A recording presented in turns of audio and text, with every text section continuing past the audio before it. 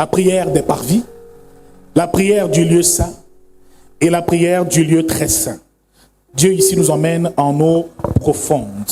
La prière est un acte d'amour, est une manifestation de l'amour de Dieu. La prière est aussi la clé qui ouvre la porte du royaume des cieux.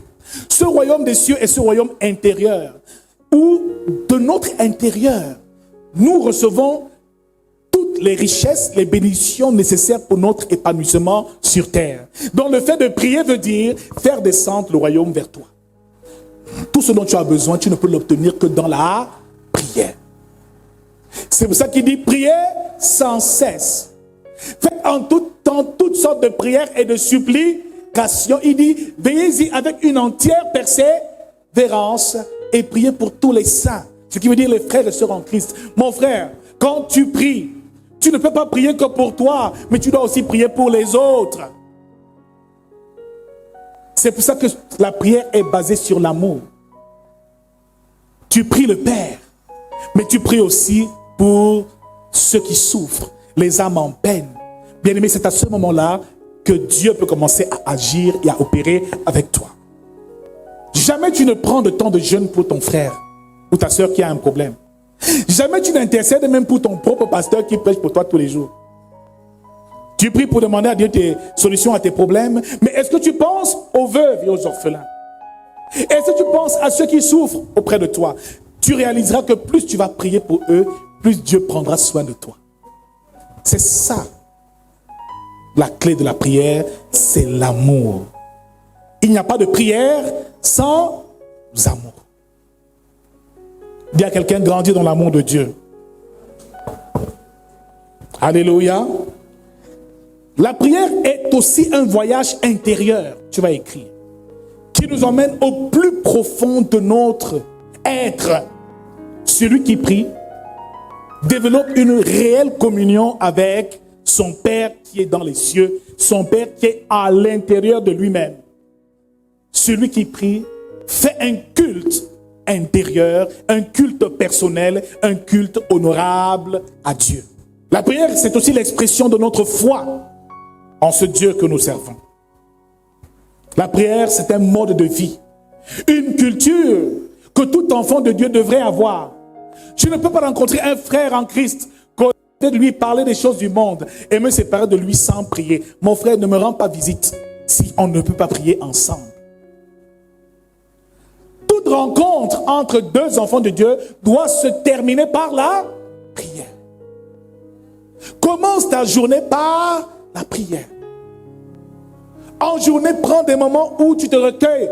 Passe du temps dans l'intimité avec ton Père. Avant de dormir, passe du temps aussi dans la prière. Mon frère, ma soeur, ce qui nous lie, c'est Dieu. Et il dit là où 2 ou 3 sont réunis en son nom, il est au milieu d'eux. C'est le seul moyen, le meilleur moyen de faire descendre Dieu et de le rendre disponible. La prière permet de développer ou d'activer une atmosphère propice au miracle et à la grâce de Dieu. Mon frère, sans prière, tu ne peux rien obtenir. Même dans le cadre de l'Église, les chrétiens qui deviennent rebelles à Dieu sont des chrétiens qui n'ont pas une bonne vie de prière. Ceux que le diable attaque principalement sont ceux qui n'arrivent pas à être concentrés dans la prière, à être disciplinés, car la prière, c'est aussi une histoire de discipline. Contrains ton corps à te lever à une certaine heure et à faire un culte à l'Éternel avant le lever du jour. Rassure-toi que chaque matin, en te réveillant, la première personne à qui tu parles, c'est ton Père. Avant de dire bonjour même à ta femme ou à ton mari, dis d'abord merci, c'est bonjour Seigneur. C'est un mode de vie. C'est une respiration. C'est un souffle. La prière aussi, c'est une activité spirituelle. C'est pour ça qu'il est difficile pour l'homme charnel de prier. Parce que la chair a des désirs contraires à l'esprit. La chair est permanemment en combat et en conflit avec l'esprit. Mon frère, l'esprit veut une chose et la chair veut autre chose. Pendant que ton corps veut dormir, ton esprit te dit lève-toi et prie. C'est pour ça que souvent tu te lèves à une certaine heure dans la nuit, à 3 heures du matin. Ouais, tu ne sais même pas quoi faire, tu allumes la télé. Non, prie ma soeur. L'Esprit de Dieu te réveille dans la nuit, prie. Tu ne sais pas quel danger tu cours. Il faut prier en tout temps et prier sans cesse. Alors certains veulent obtenir de grandes choses sans prier. Certains veulent obtenir des bénédictions sans prier. La prière est la chose qui te permet de vivre la volonté parfaite de Dieu pour ta vie. Celui qui ne prie pas est influencé permanemment par le monde des ténèbres. Dis avec moi, la prière est ce dont tu as besoin. Il dit au verset 7, en priant, ne multipliez pas les vaines paroles. Ce n'est pas du verbiage. Papa, donne-moi ceci, je veux cela. Papa, j'ai besoin de ceci, j'ai besoin de cela. La prière, c'est toute autre chose. Tu dis la même chose aujourd'hui. Tu dis la même chose demain. Tu dis la même chose après demain. Papa, bénis-moi. Papa, bénis-moi. Papa, bénis-moi. Papa est où? Pourquoi papa ne répond pas? Parce que tu ne t'es pas adressé à lui de la bonne manière. C'est pour ça que Jésus devait nous donner un canevas de prière. Un modèle pour que nous ne puissions pas commettre des erreurs lorsque nous allons nous présenter devant un Dieu, un Père aussi grand. Ma soeur, tu ne sais pas qui est Dieu, le créateur des cieux, de la terre. Celui devant qui les anges se prosternent.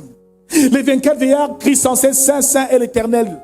Bien-aimé dans le Seigneur, celui qui a créé le monde et ce qui l'entoure. Ne t'approche pas de lui n'importe comment. Sache comment te présenter à lui, c'est très important. Les païens multiplient les vaines paroles. Car ils s'imaginent à force de paroles, ils seront exaucés. Bien-aimé, la prière, ce n'est pas parce que tu as trop prié, trop parlé, trop crié que Dieu va t'exaucer. Dis à quelqu'un, ce n'est pas une question de force. Dis avec moi, la prière, ce n'est pas la force. Alléluia. Je connais les combattants, les guerriers de Jésus ici. Les spécialistes du combat spirituel. Alléluia. Mais qui souffrent terriblement, qui ont des problèmes à mort. Et rien ne va. Tu es combattant spirituel, mais rien ne... Les démons sont à tes trousses en permanence. C'est comme si le diable ne persécute qu'une personne ici, c'est toi. Amen. Dis avec moi, la prière, ce n'est pas la force. Dis doucement, doucement. Amen. Ne leur ressemblez pas car votre Père sait de quoi vous avez besoin avant que vous ne le lui demandiez. Donc pour que ta prière soit efficace, réalise déjà une chose. C'est que ton Père sait de quoi tu as besoin. Dis-le avec moi, Dieu sait de quoi tu as besoin. C'est quoi encore ton problème? Tu imagines que tu viens parler à quelqu'un, mais lui sait déjà de quoi tu as. Donc, tu vois ton enfant marcher tout nu. Tous les jours, il va te dire, papa, je suis nu. Papa, je suis nu. Mais je sais déjà que tu es. Donc, en fait, le fait de lui rappeler ce que tu vis, ça l'agace. Parce qu'il sait déjà ce dont tu as besoin. Demande-lui peut-être autre chose. Mais en ce qui te concerne, le Père sait des... Il sait que tu as des problèmes financiers. Il sait que tu as besoin de travailler. Il sait que tu as besoin d'un mari. Donc ne t'approche pas de lui comme s'il ne sait pas. Il n'est pas sourd. Il n'est pas aveugle. Il voit tout et il sait tout. Donc ta mentalité doit changer. Lorsque tu t'approches du trône de la grâce, réaliser que ton Père sait déjà de quoi tu as besoin. Mais s'il sait déjà de quoi tu as besoin, que vas-tu lui dire de plus? Bien-aimé, prier, c'est pas seulement demander. Je peux simplement me retrouver là en train d'adorer. Après avoir adoré, je pars. J'ai déjà prié. Je peux me retrouver dans une position où je vais m'occuper des orphelins, des veuves. Je donne à manger à ceux qui souffrent. C'est une forme de prière. Prier, c'est pas seulement demander des choses à Dieu. Prier, c'est une vie. C'est une culture. C'est une souffle. C'est une respiration de tous les jours. On prie comme on respire. Prier, c'est faire du bien à celui qui en a besoin. Prier, c'est aller au secours de ceux qui souffrent. Tout cela, ces bonnes œuvres, font partie de la prière. Dieu, il faut comprendre comment il fonctionne. Papa, j'ai besoin du travail. Papa, toi-même, tu vois ma situation. Tous les jours, papa, j'ai besoin du mariage. Papa, tu connais ma situation. Papa, le type là, je ne sais même pas si c'est mon mari. Tous les jours, je ne sais pas. Montre-moi mon mari. Papa, mon mari, il sait. Demande peut-être autre chose. Alléluia. Mais l'autre là, il sait déjà. Amen. Quoi demander? Mais demande la santé des enfants malades. Demande prie pour le salut des âmes. Prie pour la restauration des ménages. Les prières égoïstes centrées sur nous-mêmes ne marchent pas. Parce que pour ça, Dieu sait. Commence à prier pour les autres. Et commence à avoir le souci pour les autres. Tu verras comment est-ce que maintenant Dieu mettra ta vie en ordre. Sous la grâce, ce qui intéresse Dieu, ce n'est pas la prière que tu fais pour toi-même, mais la prière que tu fais pour les autres. C'est ce que vous devez réaliser. On prie très peu pour soi-même. À un certain niveau d'élévation spirituelle, on prie peu pour soi-même. On prie plus pour les autres. Seigneur, bénis mon frère, bénis ma soeur. Pense au foyer de ma soeur où il y a des problèmes. Pense à la nation camerounaise. Seigneur, pense, plus on a le cœur rivé vers les autres, plus Dieu commence à s'occuper de nos propres problèmes. Tous les jours, donne-moi le mariage, donne-moi le voyage, donne-moi le voyage. Ton frère souffre à côté, ça ne t'intéresse pas. Mon frère, chacun a son tour. Moi, je vais prier pour lui que mes problèmes sont déjà finis, sont terminés. La bonne charité commence par dont tu n'as rien compris. Ne le ressemblez pas, nous terminons bientôt, car votre Père sait de quoi vous avez besoin avant même que vous ne lui demandiez. Donc avant même que tu ne ouvres la bouche, il sait déjà. Donc, sous la grâce, ce qui intéresse Dieu, c'est le temps que tu passes dans sa présence pour répondre aux besoins des autres. Demande à quelqu'un à côté de toi, quand est-ce que tu as prié pour moi pour la dernière fois?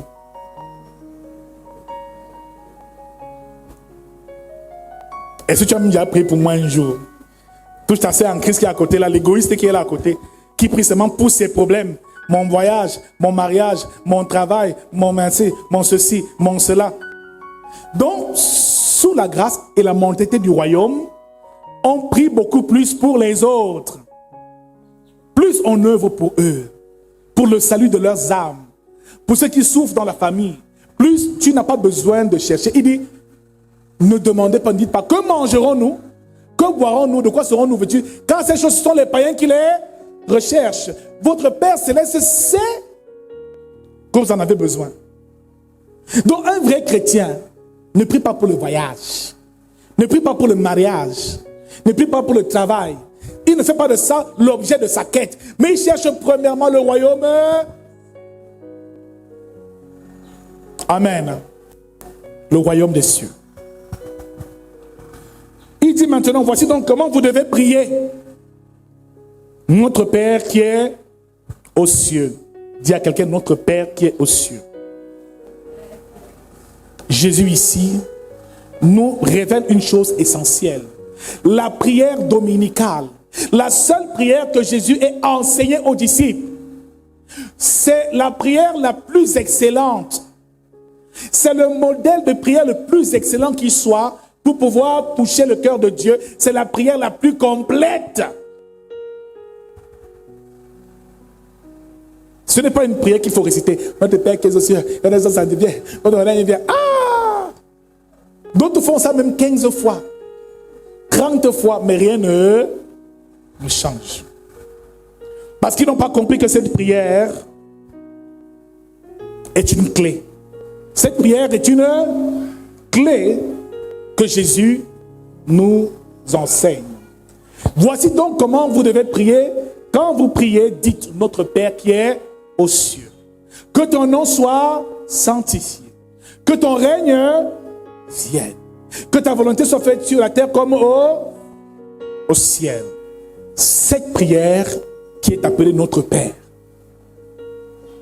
est aussi appelée les 7 soupirs de l'âme. Les 7 soupirs de l'âme. Cette prière, ce sont les 7 soupirs de l'âme. c'est ce dont l'âme a besoin.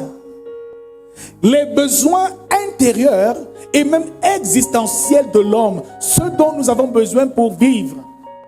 C'est cette étape indispensable par lesquelles tout chrétien doit passer pour pouvoir entrer dans le repos ou la joie de son Seigneur. C'est une prière qui est connue, mais très méconnue aussi par les hommes. Cette prière représente les 7 supplications du chrétien. Les 7 soupirs de l'âme du chrétien. Il y avait moi les 7 supplications et les 7 soupirs. Nous allons comprendre pourquoi. Cette prière, c'est aussi les 7 dimensions intérieures de l'être, de notre être. Les 7 dimensions intérieures de notre être. Les étapes pour atteindre Dieu ou le Père. Notre Père qui est aux cieux, c'est aussi la méthodologie de la prière que Jésus révélait aux disciples. C'est un chemin spirituel, un cheminement spirituel qui mène l'homme à Dieu. Elle comporte donc ici 3 niveaux spirituels, ou 3 niveaux de l'esprit, et 4 niveaux matériels. Notre Père qui est aux cieux. Premier soupir, que ton nom soit sanctifié. C'est le premier soupir. Et ça fait partie des 3 premières dimensions qui revêtent ici un caractère spirituel. Les besoins de l'esprit et les besoins terrestres. La première supplication ici, avant de la voir, nous devons déjà comprendre ce que veut dire notre Père qui est aux cieux. Mon frère, ma soeur, quand Jésus enseigne cette prière aux disciples, il commence en disant notre Père. Dis avec moi notre. Donc c'est une prière qu'on fait ensemble. On peut la faire ensemble, mais on peut aussi la faire de manière individuelle. Tu peux dire notre Père quand nous sommes ensemble, mais tu peux dire aussi mon Père qui est aux cieux quand tu es seul dans l'intimité avec lui. Alors, comment peux-tu être dans l'intimité avec ton Père et dire notre Père qui est aux cieux? Que ton nom. Tu dis notre Père, tu es avec qui? Donc, comprends déjà une chose. C'est que seul tu dois dire mon Père qui est aux cieux. Et ensemble, on dit notre Père qui est aux cieux. Cela nous renseigne sur une chose, c'est que nous avons un même Père. Ce qui veut dire que nous faisons partie d'une même famille. La famille céleste. Donc quand tu pries, dis notre Père. Dis mon Père. Ne dis pas mon Dieu. Ne dis pas El Shaddai. Ne dis pas Elohim. Ne dis pas Adonai. Ne dis pas mon roi, mon Dieu, mon roi. Quand tu t'adresses à lui, tu t'adresses à un Père. Il faut donc que la prière soit une relation de père à enfant. Mon Père qui est dans les cieux. Appelle le papa si tu veux. Mais adresse-toi à un Père. Pour les païens, c'est un Dieu, leur créateur. Mais pour nous, c'est un Père. Donc, aie la conscience de la filiation que tu as reçue par Jésus-Christ qui est mort à la croix. Dans l'ancienne alliance, Dieu avait des serviteurs et dans la nouvelle alliance, Dieu a des enfants et des fils. Ma sœur, quand tu t'agenouilles dans la présence de Dieu, ce n'est pas Dieu qu'il faut dire, c'est mon Père. Dis avec moi mon Père.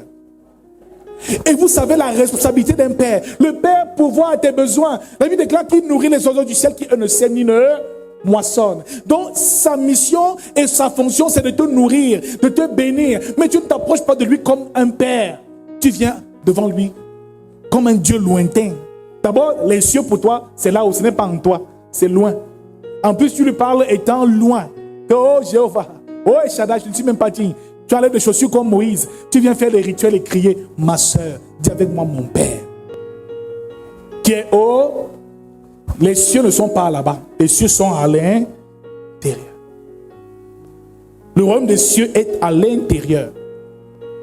Donc, tu ne pries pas pour que la bénédiction quitte le ciel pour venir te trouver. La bénédiction est déjà en toi dès l'instant où tu es devenu enfant de Dieu. Tu es déjà béni. La richesse est en toi. L'argent est en toi. La santé, le mariage, toutes les grâces sont en toi. Maintenant, la prière qui est la clé te permet d'ouvrir ce royaume et de l'amener en l'existence, de manifester ce royaume-là et de pouvoir produire les fruits de ce royaume. Dis notre Père qui est aux cieux. Donc quand les gens disaient notre Père, c'est dire que c'était une simple récitation, n'est-ce pas? Mais quand tu dis notre Père qui est aux cieux, c'est une clé, c'est un code où tu rappelles à Dieu qu'il est ton Père. Parce que tu sais de quel royaume tu viens. Tu sais d'où tu viens. Et tu sais que ta citoyenneté n'est pas terrestre, elle est céleste. Il n'y a qu'un fils qui peut dire Père.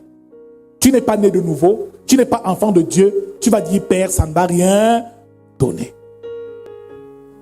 Dites, notre Père qui est aux cieux. Après ça, c'est le premier soupir de l'âme. Que ton nom soit sanctifié. Donc ne commence jamais une prière sans sanctifier le nom de Dieu ou le nom de ton Père. Toute prière commence par la sanctification du nom de Dieu. Les anges disent Saint, Saint est l'Éternel. Les séraphins se prosternent. Les 24 veillants le prient. Mon frère, tu demandes le travail, le mariage, mais avant toute chose, sanctifie d'abord son nom. Premier modèle, d'abord sanctifie le nom de Dieu. C'est la première étape. C'est encore dans le spirituel. Lévitique chapitre 22, verset 32, nous terminons par là. Vous ne profanerez point mon saint nom, afin que je sois sanctifié au milieu des enfants d'Israël. Apocalypse 4, verset 8. Les 4 êtres vivants ne cessent de dire jour et nuit, Saint, Saint est le Seigneur, Dieu le Tout-Puissant, qui était, qui est et qui vient. Bien-aimés dans le Seigneur, sanctifiez le nom du Père. C'est premièrement le mettre au-dessus de tout. Témoigner de sa gloire, de sa toute-puissance, de sa magnificence. Sanctifier son nom, c'est mettre son nom à part. C'est honorer son nom. C'est élever son nom. C'est glorifier son nom. C'est placer ce nom au-dessus de toute chose et de tout ce qui existe. Notre Père qui est aux cieux, premier soupir de l'âme, que ton nom soit sanctifié. Mon frère, ma soeur, avant de demander les choses au Père, sanctifie d'abord son nom. Sanctifier son nom veut dire à quel point il est grand. Parler de ses bienfaits. Dire qu'il est saint.